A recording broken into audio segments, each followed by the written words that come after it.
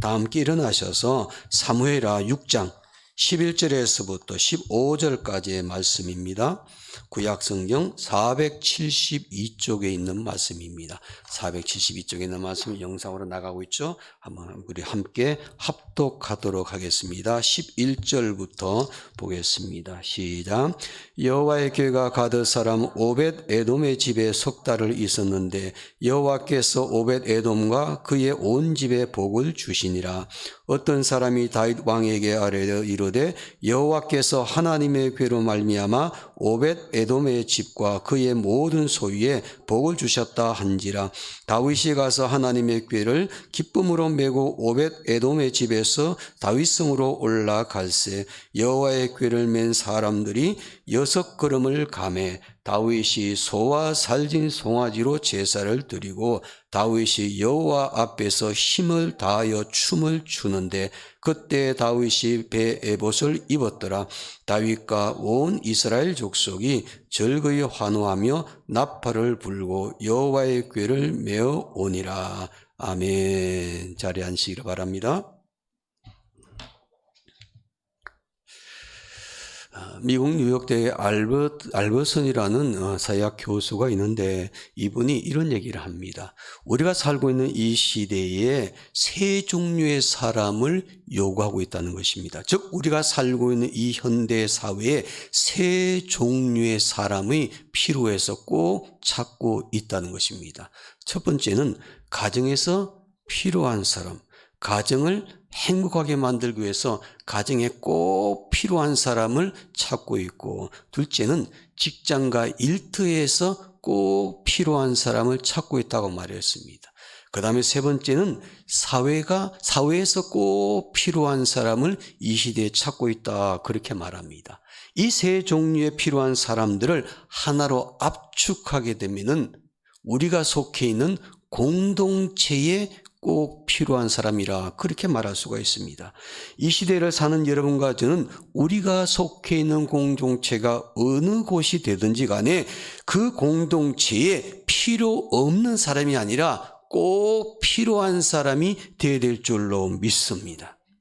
그러면 어떤 사람이 그 공동체에 필요한 사람일까요? 공동체에 속해 있는 사람들을 보면은 공동체에 좋은 영향을 끼치는 사람이 있는가 하면은 나쁜 영향을 끼치는 사람이 있죠. 이 두 종류의 사람이 있는데 공동체에 필요한 사람은 당연히 공동체에 좋은 영향을 끼치는 사람, 선한 영향을 끼치는 사람을 찾고 있다는 것입니다. 여러분, 저와 여러분 모두가 함께 우리의 삶의 공동체인 가정과 직장과 일터와 교회와 이 사회에서 나쁜 영향을 끼치는 사람이 아니라 좋은 영향, 선한 영향을 끼침으로 말미암아 그 공동체가 꼭 필요로 한 사람들이 되어야 될 줄로 믿습니다. 자, 그리스도인으로서 우리가 속해 있는 공동체에 좋은 영향을 주는 것 가운데 가장 중요한 것이 무엇일까? 우리 그리스도인들에게는요, 그 공동체 안에서 축복의 존재가 되어주는 것입니다. 내가 그 공동체 안에 속해 있음으로 말미암아 내가 속해 있는 공동체가 하나님의 축복을 누리는 공동체가 되는 것입니다. 내가 우리의 가정에 존재함으로 말미암아 우리의 모든 가정이 하나님의 축복을 받고 내가 일하는 직장과 일터와 사업장에 내가 그곳에 존재함으로 말미암아 그 사업장과 일터와 직장이 하나님의 축복을 누릴 수가 있고 내가 있고 있는 공동체의 어느 곳이 되든지 간에 그곳에서 하나님의 축복의 통로 역할을 잘 감당한 사람이 될 때 오늘 저와 여러분들은 우리가 속해 있는 공동체에서 꼭 필요한 존재가 될 것입니다. 여러분과 저도 우리가 속해 있는 공동체인 가정과 직장과 이 교회 안에서 하나님의 축복을 가져다주는 그런 축복의 통로로 쓰임받을 수 있는 하나님의 사람들이 다 되시기를 주님의 이름으로 축복합니다. 오늘 본문 말씀에도 보니까 하나님의 축복을 받았던 가정, 하나님의 축복을 받은 민족이 나타납니다. 본문 말씀은 사무엘하 6장 말씀인데 다윗이 왕이 되고 난 후에 하나님의 언약궤를 다윗성으로 모셔오는 내용을 담고 있는 내용입니다. 이스라엘 백성들에게 하나님 언약궤는요, 하나님 임재를 상징하는 매우 중요한 것이었죠. 그 언약궤를 사울 왕 때 블레셋 사람들에게 안타깝게도 빼앗기고 말았습니다. 그러나 다윗이 왕이 되고 난 다음에 그 하나님의 언약궤를 다시 찾아오게 되죠. 그는 그 자기가 머물고 있던 다윗성으로 그 하나님의 언약궤를 옮겨오는 매우 중요한 일을 시작을 합니다. 그 내용을 담고 있는 것이 오늘 본문 말씀입니다. 그런데 그 하나님의 언약궤가 다윗성으로 오기 약 석 달 동안 오벳 에돔이라는 사람의 집에 머물게 되죠. 그 결과 그 사람의 집에 어떤 일이 일어났는지 오늘 성경은 우리에게 이렇게 말합니다. 오늘 본문 말씀의 시작입니다. 11절 말씀을 먼저 보시기 바랍니다. 제가 읽겠습니다. 여호와의 궤가 가드 사람 오벳 에돔의 집에 석 달을 있었는데 여호와께서 오벳 에돔과 그의 온 집에 무엇을 주셨느냐? 복을 주시니라. 하나님의 언약궤가 오벳 에돔의 집에 석 달 동안 있을 때 하나님께서 그의 온 집에 복을 주셨다, 그렇게 말합니다. 온 집에 복을 주셨다는 것은 그의 가족과 가축과 모든 소산물에 풍성한 하나님의 축복이 임했다는 뜻입니다. 성경에 보니까 오벳 에돔의 자손들이 보면요, 훗날 예루살렘 성문에 문지기가 됩니다. 아주 문지기가 되어 크게 활약한 후손이 되게 됩니다. 하나님께서 오벳 에돔의 집에 복을 주신 그 결과라는 것이죠. 온 집에 복을 주시니라. 하나님께서 오벳 에돔의 집에 복을 주셨던 것처럼 여러분들의 가정에도 하나님께서 복을 주시게 되기를 간절히 원합니다. 우리 모두가 코로나19 시대를 겪고 있지만은 자손의 축복, 건강의 축복, 소유의 축복, 하나님께서 부어주시는 풍성한 축복이 오늘 저와 여러분들의 가정과 일터와 이 교회 안에 임하게 되기를 주님의 이름으로 축원합니다. 그런데 하나님 언약궤가 오벳 에돔의 집으로 있으므로 그 온 집이 복을 받아 소문이 다윗 왕에게 들려오게 되죠. 그래서 다윗은 그 오벳 에돔의 집에 있던 그 하나님의 법궤를 모셔오기로 작정합니다.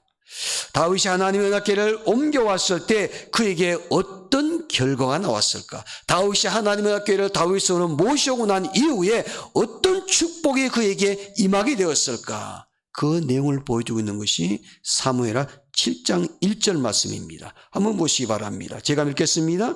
여호와께서 주위의 모든 원수를 무찌르사 왕으로 궁에 평안히 살게 하신 때에, 그렇게 말합니다. 이 말씀은 다윗이 오벳 에돔의 집에서 하나님의 언약궤를 다윗성으로 모셔오고 난 이후에 그의 삶을 한마디로 표현하고 있는 내용입니다. 하나님께서 이스라엘을 괴롭히고 있던 그 원수들과의 모든 전쟁에서 다윗으로 하여금 이기게 만들어 주셨다는 거죠. 그리고 다윗이 궁에서 평안히 살 수 있도록 축복해 주셨다는 것입니다. 하나님의 언약궤를 옮겨와서 모셨던 다윗은 오벳 에돔의 집처럼 하나님의 축복을 받았습니다. 그의 온 집이 복을 받았습니다. 그가 다스리고 있던 그 이스라엘 민족이 하나님의 축복을 누리게 되었습니다. 여러분들에게도 이런 역사가 일어나게 되기를 원합니다.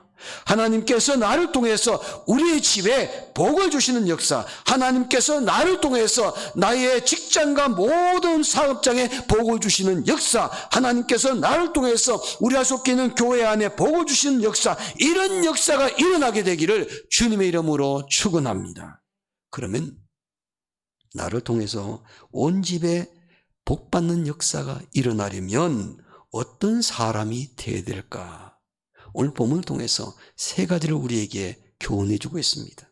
첫째로요, 온 집이 복을 받도록 만든 사람이 되기 위해서는 우리가 실패를 경험했을지라도 포기하지 않고 도전하는 사람이 되셔야 된다는 겁니다. 실패를 두려워하지 말고 도전하는 사람, 바로 이런 사람이 그 공동체 안에서 하나님의 축복을 가져다주는 존재로 살 수가 있더라는 것입니다. 본문 9절 말씀 볼까요? 9절 말씀 제가 한번 읽겠습니다. 다윗이 그날에 여호와를 두려워하여 이르되 여호와의 교회가 어찌 내게로 오리오 하고, 그리고 오늘 본문의 말씀으로 들어갑니다. 12절 말씀은 우리가 다 함께 읽겠습니다. 12절 말씀입니다. 어떤 사람이 다윗 왕에게 아뢰어 이르되 여호와께서 하나님의 궤로 말미암아 오벳 에돔의 집과 그의 모든 소유에 복을 주셨다 한지라 다윗이 가서 하나님의 궤를 기쁨으로 메고 오벳 에돔의 집에서 다윗성으로 올라갈세. 그렇게 말합니다. 다윗이 그날에 여호와를 두려워했다, 그런 말씀이 나오죠. 여기서 그날이란 것은요, 다윗이 처음으로 하나님의 언약궤를 그가 다윗으로 모셔오려다가 실패한 날을 말합니다. 그 언약궤를 옮기던 중에 하나님 말씀대로 하지 않아서 웃사라는 사람이 잘못해가지고 그 자리에서 죽고 말았죠. 다윗은 하나님의 언약궤를 옮기려다가 한 사람의 잘못 때문에 실패로 돌아갔어요. 그래서 그 실패 때문에 하나님을 두려워하게 됩니다. 하나님의 언약궤를 모셔오는 것을 두려워하고 걱정하고 염려하고 있습니다. 그래서 그가 보낸 것이 오벳 에돔의 사람의 집에 보내게 되었다는 거죠. 그러나 한 번에 실패했던 다윗은 완전하게 포기하지 않았죠. 오늘 본문에 보니까 다시 도전합니다. 하나님의 언약궤를 다시 다윗성으로 옮겨옵니다. 그래서 그는 오벳에돔의 집처럼 하나님의 축복을 누리는 사람이 되었습니다. 만약에 다윗이요 한 번 실패했을 때 하나님 말씀대로 행하지 않아서 실패했던 그 현장에서 벗어나지 못하고 그 패배의식에서 뛰어넘지 못하고 그 자리에 머물러 있었다면은 하나님의 언약궤를 모셔오지 못했을 것이고, 그는 하나님의 축복을 누리는 가정, 하나님의 축복을 누리는 국가를 세울 수가 없었을 것입니다. 여러분, 하나님의 뜻대로 살다가 실패했을 때가 있는데 여러분, 낙심하지 마시기 바랍니다. 하나님의 일을 하다가 실패했을지라도 두려워하거나 포기하지 않는 것입니다. 환경을 두려워하거나 염려하지 않는 것입니다. 내가 실패하는 것보다 더 큰 문제는 그 실패를 두려워해서 다시 일어나지 못하는 것입니다. 도전하지 않는 것입니다. 아예 포기해버린 것입니다. 내가 어떤 일을 하다가 실패했을지라도 그 실패를 두려워하지 않고 다시 일어나서 도전하는 것입니다. 실패를 두려워하고 다시 도전하는 사람이 마침내 성공의 자리에 설 수가 있는 것이죠. 하나님은 실패를 두려워하여 포기하는 사람은 절대로 축복하지 아니하십니다. 비록 실패했을지라도 그 실패의 환경을 두려워하지 아니하고 다시 일어나서 하나님의 능력을 힘입어서 도전하는 사람을 하나님께서 축복하시는 줄로 믿습니다. 스위스 지리히에서 25세 때 토지를 구입해가지고 노이호우라는 이상적인 농촌을 꿈꾸면서 경영을 시작했는데 그 경영에서 실패했습니다. 그리고 3년 후에 28세 때 그곳에 빈민학교를 설립하고 돈이 없는 사람들을 모아서 교육을 받아서 그 일을 시키면 인간의 교양을 가르치고자 노력을 했지만은 역시 그 학교도 재정 때문에 얼마 가지 못하고 문을 닫고 말았습니다. 또 프랑스 혁명 여파로 스위스에 새 공화국이 들어섰을 때 이를 반대해서 스탄츠 지방의 내란에서 그 지방에서 약 400명의 헤아리는 고아가 생기게 되니까 그 고아들을 구제할 목적으로 그 고아들을 80명을 모아가지고 교육을 시작을 했는데 이 역시 반년도 채우지 못하고 실패하고 문을 닫았습니다. 그는 또 이상적 학교를 꿈꾸고 죽기까지 약 한 20년 동안 그 일에 몰두하면서 한때 크게 성공한처럼 보였고 명성도 얻었지만은 각지에서 견하고 오는 사람들도 많이 있었지만 그러나 그의 직원 두 사람이 서로 불화 때문에 반목 때문에 결국은 그 학교도 문을 닫고 이 사람은 고향으로 내려가고 말았습니다. 그것이 그 사람의 인생 전부였습니다. 고난과 역경 속에서 실패를 끊임없이 했던 사람이에요. 그가 80년의 생애를 끝마치고 세상을 떠났습니다. 그런데 그는 사람들에게 교육에 대해서는 최고로 존경받는 교육가로 남게 되었죠. 우리가 잘 아는 페스탈로치입니다. 스위스 쥐리에 가게 되면 페살로 생가에 많은 사람들이 찾아가서 사진을 찍고 그 사람의 삶을 생각해 보게 됩니다. 사실 이 사람은 끊임없이 실패했던 사람이에요. 하는 일마다 완전하게 성공한 것은 없었습니다. 그럼에도 불구하고 그를 부를 때 실패자라고 절대로 부르지 않습니다. 비록 그의 사업이 하나같이 좌절의 고배를 마시고 실패했지만은 그는 여전히 교육 역사상 가장 위대한 스승 가운데 한 사람으로 남아 있습니다. 그는 무수하게 실패를 했지만은 실패를 조금도 두려워하지 아니하고 다시 일어나서 도전하는 사람이었습니다.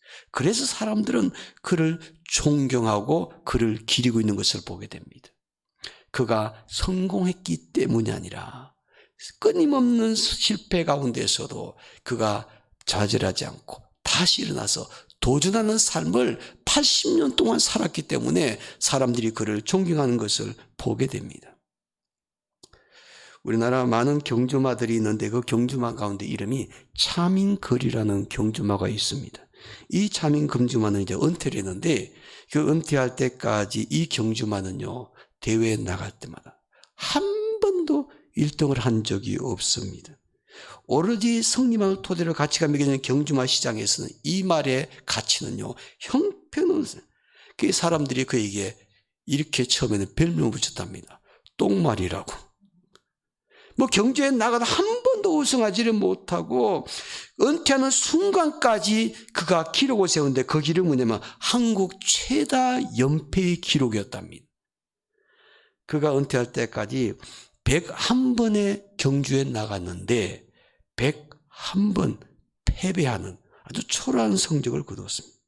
그러나 은퇴식에서요, 사람들은 이 말에게 또 다른 별명을 붙여요. 위대한 꼴찌.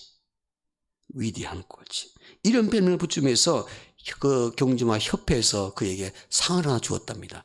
객언상을 주었답니다. 객언상, 특별한 상. 비록 한 번도 1등하지 못했던 실력 없는 말이었지만은요, 101번의 경주에서 아주 성실하게 나가서 포기하지 않고 끝까지 완주하는 말이 되었기 때문이었습니다. 어떤 말은 완주도 못하고 성적이 뒤로 밀리니까 포기해버리게 되는데 이 말은요, 한 번도 포기한 적이 없었답니다. 101번의 기록은 현재까지 한국 경주마 역사상 최고의 출전의 기록이라고 합니다. 비록 성적은 형편없었지만 누구보다도 많은 경기에 나와서 성실하게 끝까지 도전했기 때문에 그 말의 가치를 사람들이 인정해 주더라는 것입니다. 사랑하는 성도는 오늘 저와 여러분들이 하는 일이 때로는 내가 원했던 그 결과를 얻지 못했을지라도 실망하거나 좌절하거나 포기하지 마시기 바랍니다. 실패란 내가 남보다 절대 못하다는 그런 뜻이 아닙니다. 아직 이루지 못했다는 뜻입니다. 그러므로 그 목표를 이루기 위해서 실패했다고 낙심하거나 포기하지 말고 다시 도전하시기 바랍니다. 목표는 도전한 자의 몫이라는 것을 꼭 기억하시기를 바랍니다. 미국 속담에 이런 속담이 따르죠. 마귀도 빈둥거리는 사람에게 시험을 준다고. 빈둥거리는 사람에게. 여러분, 우리가 환경이 어렵고 힘들다고 스스로 포기하는 사람이 없게 되기를 바랍니다. 하나님은 실패를 두려워하지 않고 다시 도전한 사람, 실패했을지라도 낙심하거나 포기하지 않고 오뚜기처럼 다시 일어나서 도전하는 사람, 바로 이런 사람을 귀해 보시고 축복의 존재로 써주실 줄로 믿습니다. 둘째로, 어떤 사람이 온 집에 복을 주시니라, 이 말씀을 경험할 수가 있을까? 기쁨으로 일하는 사람입니다. 무슨 일을 하든지 간에 즐거운 마음으로 기쁨으로 일하는 사람, 이런 사람이 되셔야만 합니다. 하나님은 기쁨으로 일하는 사람을 도우시며 축복해 주시는 줄로 믿습니다. 첫 번째는 실패했지만은 다시 도전하여 하나님의 언약궤를 다윗으로 모셔오는 다윗과 그의 백성들의 한번 모습을 여러분 한번 과거로 돌아가서 상상해 보시기 바랍니다. 상상할 수 있도록 오늘 성경이 우리에게 도와줍니다. 성경 본문의 12절 말씀 보시기 바랍니다. 제가 읽겠습니다. 어떤 사람이 다윗 왕에게 이르되 여호와께서 하나님의 궤로 말미암아 오벳 에돔의 집과 그의 모든 소유에 복을 주셨다 한지라. 다윗이 가서 하나님의 궤를 기쁨으로 메고 오벳 에돔의 집에서 다윗성으로 올라갈세. 그리고 15절 말씀 우리 한 목소리 함께 있습니다. 시작. 다윗과 온 이스라엘 족속이 절거히 환호하며 나팔을 불고 여호와의 궤를 메어 오니라 그랬습니다. 하나님의 언약궤를 메어오기를 절개하지 않았던 다윗, 이제는 실패 자리에 일어나서 다시 도전했습니다. 그리고 두 번째로 다윗이 하나님의 언약궤를 모셔오게 됩니다. 하나님의 언약궤를 모셔오게 다윗은 이제는 기쁨으로 메고 다윗성으로 올라오게 되죠. 얼마나 그의 마음에 기쁨이 넘쳤던지 성경에 보니까 하나님 앞에서 힘을 다해서 덩실덩실 춤을 춥니다. 그리고 온 백성이 다윗과 함께 환호를 즐기면서 즐거워합니다. 비록 첫 번째는 실패했지만요, 낙심하지 않고 다시 일어나서 하나님의 언약궤를 옮겨올 때는 다윗과 온 백성이 어떤 모습이었습니까? 다 함께 기뻐하고 즐거워하고 환호성을 올리게 합니다. 기쁨으로 그 일을 감당하는 것을 보게 되죠. 그래서 마침내 그 일을 성공적으로 마치고 온 집에 온 나라에 하나님의 축복이 임하게 한 것을 볼 수 있지 않습니까? 우리가 무슨 일을 하든지 간에 기쁨으로 일하는 성도들이 되기를 원합니다. 항상 기뻐하라. 쉬지 말고 기도하라. 범사에 감사하라. 이는 그리스도 예수 안에서 너희를 향하신 하나님의 뜻이라고 말씀하고 있지 않습니까? 우리가 무엇을 하더라도 항상 기뻐하는 것이 하나님의 뜻인 줄로 믿기 때문에 우리가 하는 모든 일 기쁨과 즐거움으로 감당할 수 있는 성도들이 되어야 될 줄로 믿습니다. 주의를 할 때도 당연히 억지로 하는 것이 아니라 기쁜 마음으로, 즐거운 마음으로 해야 될 것이고요. 또 직장과 일터에서도 뭐 세상 일이라 그렇게 생각하지만 하나님의 이름으로 기쁜 마음으로, 즐거운 마음으로 불평하지 말고 그 일을 감당하는 사람이 되시기를 바랍니다. 우리의 가정 안에서도 항상 기쁨이 넘쳐서 무슨 일을 하더라도 그 일을 행하게 될 때 하나님께서는 그 사람을 통해서 축복의 역사를 경험하게 만들어 주실 줄로 믿습니다. 성경담으로 많이 읽혔던 고전 기독교 서적이 철로 역정이라고 있지 않습니까? 영국의 존 버넌이라는 침례교 사람이 썼는데 이 사람이요, 이 책을 이제 쓰게 돼 그의 삶의 회심을 느끼게 돼. 다만 교회를 다니긴 했는데 마음이 뜨거워지질 않았어요. 냉랭한 신앙과 삶이 변화되질 않았어요. 그저 하루하루 사는 것이 기쁨이 없고 즐거움이 없었어요. 무미건조한 삶을 살다 우연히 길을 걸어가고 있는데 할머니 몇 사람이요, 양지에서 햇볕을 쬐면서 서로 그냥 얘기하는 것을 듣게 되었습니다. 근데 할머니들이요, 연세가 많으신데도 그 양지에 딱 앉아가지고 아주 기쁨이 가득 찬 얼굴로 그동안에 하나님께서 베풀어 주셨던 은혜에 대해서 서로 얘기를 나누고 있는 것을 보게 되었습니다. 그분들이 인생을 살아오면서 하나님께 주신 그 은혜가 얼마나 컸던지 그 고백을 하는 사람 모두가 함께 그 얼굴에는요, 기쁨이 충만해 있는 모습을 보게 되었습니다. 존 버넌이 그 순간 그의 마음이 막 뜨거워졌습니다. 그가 그 자리에서 엎드려서 얼굴을 땅에 대고 회개하면서 기도했답니다. 그리고 그가 새 사람으로 삶을 살게 됐다. 어떤 환경 앞에서도 항상 기쁨을 잃지 않고 살며 일해야겠다, 그런 결심을 했다고 합니다. 그는 위대한 신앙의 문학에 바로 그 어디에서 왔는가? 기쁨을 누리는 삶을 통해서. 여러분, 우리가 무슨 일을 하더라도요, 짜증내고 막 불평하면서 일하면은요, 좋은 결과 얻지는 못합니다. 어떤 사람이 하는 일에 다 좋은 결과 얻을 수 있는가? 무슨 일 하든 간에 늘 마음에 기쁨이 있어요. 우리가 기쁨으로 일하게 되면, 무슨 일이나 즐거운 마음으로 일하게 되면요, 시간 가는 줄 모르고 일하게 됩니다. 근데 하기 싫은 일은요, 조금만 일해도 싫잖아요. 또 누가 하라 그러면 짜증납니다. 근데 내가 좋아서 내가 기뻐서 즐거워서 하는 일은요, 하지 말라 그래도 밥도 안 먹고 합니다. 우리가 무슨 일을 하든 간에 마음에 기쁨이 있고 즐거움이 있게 되면요, 그 일에 좋은 결과를 가져올 수가 있죠. 우리의 불평과 원망은 하나님의 축복을 누릴 수 있는 장애물이 됩니다. 꼭 기억하시기 바랍니다. 하나님께서 우리에게 맡겨주신 인생, 무슨 일을 하든 간에 항상 그곳에서 기쁨이 넘치는 삶, 즐거운 마음으로 그 일을 감당하는 사람 되기를 원합니다. 밀레의 만종에 대해서 제가 오래전에 한번 영상까지 보여주면서 잠깐 그의 뒷얘기를 말씀을 나눈 적이 있습니다. 부부가 함께 들판에서 일을 하다가 교회 종소리가 들리니까 모든 일을 끝마치고 고개를 숙이고 기도하는 그 장면. 그래서 본래 그 기도의 그 작품의 이름은 만종이 아니라 기도라는 작품입니다. 그리고 광주에 보니까 빵이 떡이 몇 개 있는데 그 사실 그는 처음에 그림은 그 안에 아이의 죽은 모습이 들어있었는데 그 첫 번째 그 그림을 감상하는 코드입니다. 두 번째 또 하나의 코드가 있습니다. 그거는요, 그들이 기도할 때 해가 딱 지지 않습니까? 근데 해가 지면서 그냥 빛이 비춰오는데 그 빛이, 그 해가 넘어가는 그 해양의 햇빛이 어느 쪽으로 향해서 비치고 있냐면요, 그림을 잘 보시면은 교회 십자가도 아닙니다. 경건하게 기도하고 있는 부부의 모습을 비추고 있는 것도 아닙니다.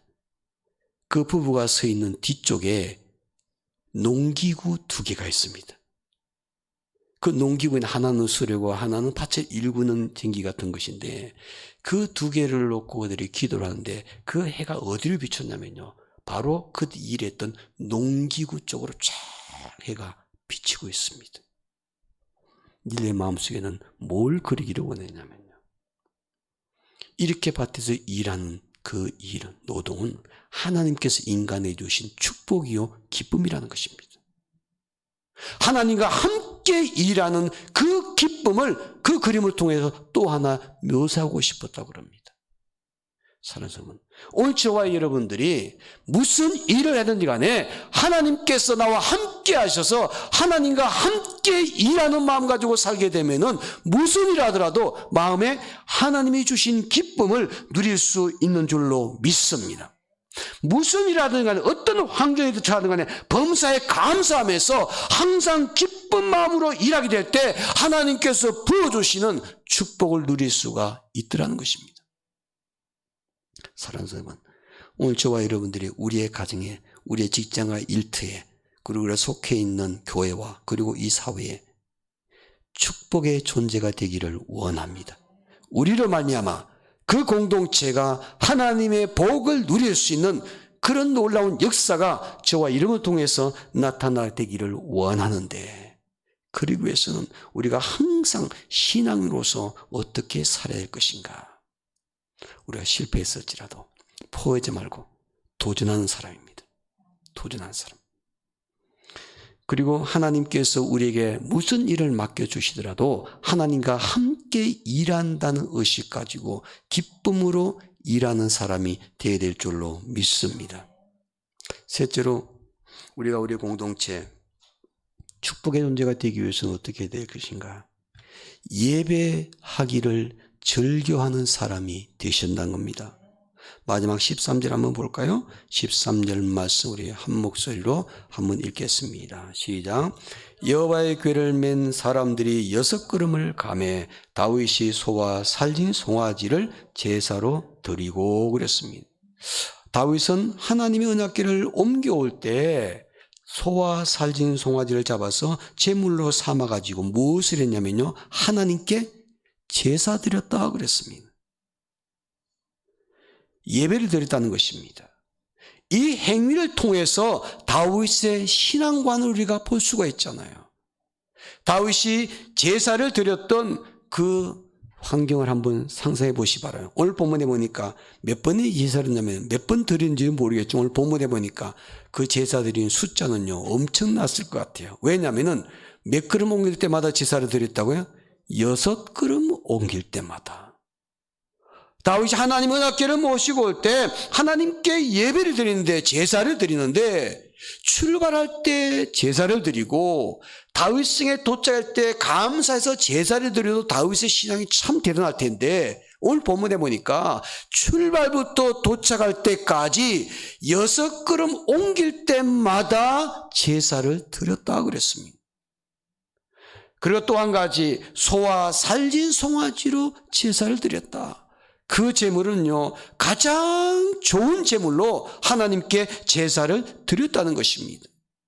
이 두 가지의 사실은 우리에게 무엇을 교훈하고 있는가? 오늘 저와 여러분들이 만약에 이 성전에 올라와서 예배를 드릴 때, 우리가 다음 주날 성전 예배를 드릴 때 여러분들의 가정에서 우리 교회로 올라올 때 6걸음 옮길 때마다 그곳에 서서 예배를 드리고, 또 6걸음 옮길 때마다 예배를 드리고, 여러분 이렇다고 하면 생각해 보십시오. 오늘 다윗이 이런 모습을 보였던 것, 그는 예배를 갖다가 매우 중요하게 했다는 거죠. 하나님께서 축복의 사람으로 쓰실 만한 이유가 다윗 속에 있는 것을 보게 되지 않습니까? 이렇게 다윗이 이런 모습으로 하나님께 예배를 드린 것은 우선순위, 예배가 가장 우선순위라는 거죠. 하나님의 법궤를 모셔놓은 과정 속에서 예배만큼 중요한 것이 없더라는 것입니다. 그 예배를 끊임없이 드렸고 가장 좋은 것으로 예물을 삼아서 하나님께 드렸다는 것은 최선의 예배를 드리는 모습. 여러분, 오늘 저와 여러분들이요, 하나님이 기뻐하신 예배를 드리고 그 예배를 통해서 우리의 온 집이 하나님의 복을 누리기를 원한다면 우리의 예배의식 가운데 두 가지가 반드시 있어야만 합니다. 우선순위의 예배, 예배가 가장 우선순위가 되어야 된다는 것, 그리고 두 번째는 최선의 예배를 드리는 것입니다. 가장 좋은 예배, 하나님께서 가장 기뻐하신 예배, 이런 예배를 드릴 수 있는 사람, 무슨 일에 가든 간에 예배를 우선순위로 담고 하나님께 최선의 예배를 드리는 사람, 바로 이런 사람 하나님께서 온 집에 복을 허락해 주실 줄로 믿습니다. 우리 예배를 기쁘게 받으신 하나님은 바로 이런 사람에게 은혜를 베푸시고 축복해 주실 줄로 믿습니다. 우리가 그동안 2달 동안 영상으로 실시간 예배를 드렸습니다. 교회 오지 못하고 각 가정에서 예배를 드렸죠. 저희 가족들이 지난 추석 때 전화 통화하면서 그런 얘기했어요. 교회가 많이 어렵죠. 그래서 제가 그랬습니다. 교인들 얼굴 본 지가 2달 됐다고. 여러분, 이게 무슨 일입니까? 목사가 교인들 얼굴 본 지가 2달이 됐으니 얼굴 직접 본 지가 말이죠. 우리는 어려운 환경 가운데서도 모든 성도들이 포기하지 않고 차선의 방법으로 예배를 드렸습니다. 주어진 환경 속에서 내가 차선의 방법이지만은 예배 우선순위 예배이기 때문에 주일마다 영상을 통해서 예배를 드리고, 예배를 드릴 때 가정에서 영상으로 예배드리지만은 최선을 다해서 예배를 드린 사람들이 있다는 사실입니다. 하나님은 어떤 사람을 찾으시는가? 오늘 이 시대에 아무리 어렵고 힘든 상황 속에 예배를 드린다 할지라도 예배 우선순위를 두는 사람, 그리고 예배 드릴 때 최선을 다해서 예배 드리는 사람, 이런 사람 기억하시고 하나님께서 복을 허락해 주신다는 겁니다. 성의 욥의 신앙과도 똑같습니다. 동마의 큰 부자였고 하나님의 은혜를 마음껏 누렸던 사람이었고 하나님의 축복을 마음껏 누렸던 사람, 고난 속에서도 갑절의 복을 누릴 수 있는 사람, 이런 사람이 바로 욥은 예배를 가장 중요하게 여겼고 우선순위 예배, 그리고 최선을 다해서 예배드리는 그 욥의 모습이 하나님의 놀라운 축복을 가져왔던 것을 보게 됩니다. 한남 하이텍이라는 기업이 있습니다. 우리 일반인들은 잘 모르는 기업입니다. 왜냐하면 이거는 회사도 저 시골에 있습니다. 더 충남 공주라는 곳 시골에 있는데, 이 회사는 자본금 500만 원 가지고 최만북이라는 사람이 회사를 시작했습니다. 아내와 둘이 함께 일을 시작했습니다. 근데 IMF도 오고 굉장히 여건이 좋지 않았지만요, 두 분이 워낙 믿음이 좋은 분이라서 두 분이 꼭 손 붙잡고 기도하면서 일을 시작을 했습니다. 그 업종은 테이프 만드는 것입니다. 접착제 테이프. 근데 일반 우리가 쓰는 일반 그 생활용 테이프가 아니고 공업용 테이프를 넣는데 그 테이프를 만들어 가지고서 이제 납품하기 시작합니다. 가장 어려울 때 회사를 열었기 때문에 하나님께 더 매달릴 수밖에 없었죠. 잘 될 때 했으면 또 그렇지 않을 수도 있을 텐데 너무 힘든 시기 때 회사를 시작했기 때문에 그래도 마음속에 한 가지 확신이 있었습니다.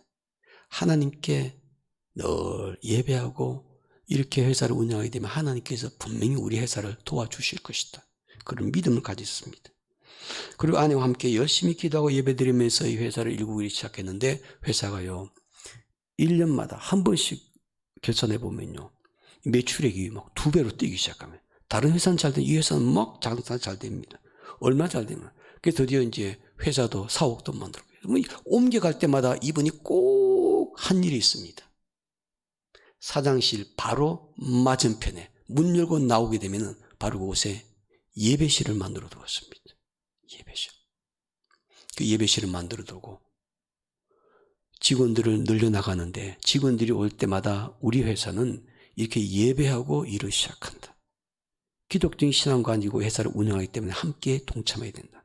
미리 공지하고 그리고 직원들이 하루 일과를 시작하기 전에 사장실 바로 맞은편에 있는 예배실에서 함께 예배를 드리고 그리고 일을 시작을 합니다. 그런데 이 회사가요 점점 성장하면서 점점 사실은 넓힐 때마다 항상 우선순위가 사장실 앞에 예배실을 만들어 두는 것입니다.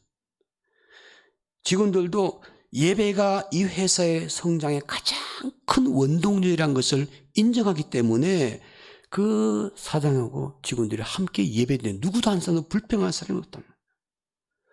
이 업계에서 가장 시장을 넓게 점유하고 있던 게 너무나 유명한 국제기업이죠. 3M이라는 이 회사가 공업용 테이프에 거의 독점하다시피 했었다 그럽니다. 그런데 이 한남택이라는 이 작은 중소기업이요. 그 자리를 파고들기 시작했습니다. 점점 회사가 매출액이 올라가면서 드디어 3M을 제쳐버리고 국내에서 공업용 테이프의 70% 이상 시장을 점유하기 시작했습니다. 지금은요, 현대자동차, LG, 삼성, 우리나라의 유수한 대기업의 공업용 테이프를 거의 독점으로 이분이 납품을 한답니다. 이분이 항상 예배를 가장 소중하게 여겼더니 하나님께서 우리 회사를 이렇게 살려주셨다고. 여러분, 우리나라 코로나19 시대를 지내고 있습니다. 언제 끝날지 알 수 없습니다. 또 코로나 시대가 끝나더라도 포스트 코로나 시대는 우리가 신앙생활할 때 여러 가지 많은 변화가 있을 것입니다. 그런데 우리가 지금까지 해왔던 걸 쭉 보게 되면요, 이 코로나19 시대 예배에 대한 문제가 가장 큰 이슈였죠. 예배에 대한 신앙인들의 두 종류의 사람이 나뉘어지게 되는 것 같아요. 제가 금년에 지방회장으로서 우리 지방의 목사님들 만나, 임원들 만나 회의하면서 얘기할 때마다 그 얘기를 들어보면요, 다른 교회도 똑같더라고요. 코로나19 시대 예배하기가 너무너무 어렵고 힘든 시기지만은 이때 예배에 대한 두 종류의 교인으로 나뉘어지게 되더라고요. 첫 번째는 예배의 생활과 점점 멀어져 가는 사람이 있더라고요. 성전에 모여서 예배 드리지 않으니까 영상으로 예배 드리고 그러다 보니까 사람들이 자꾸 시간이 흘러가면 흘러갈수록 예배와 점점 멀어져 가는 교인들이 있더라고요. 두 번째 부류의 사람은 오히려 예배를 사모하는 사람이 있더라고요. 예배 드리기가 힘드니까, 성전에 모이기가 힘드니까 어떻게 해서라도 예배에 대한 사모하는 마음, 예배에 대한 갈망하는 마음, 그리고 예배 시간을 기다려주는 사람, 이런 성도들이 있더라는 거죠. 우리 태명교회 모든 성도들은 저는 1번, 2번이 되기를 소망합니다.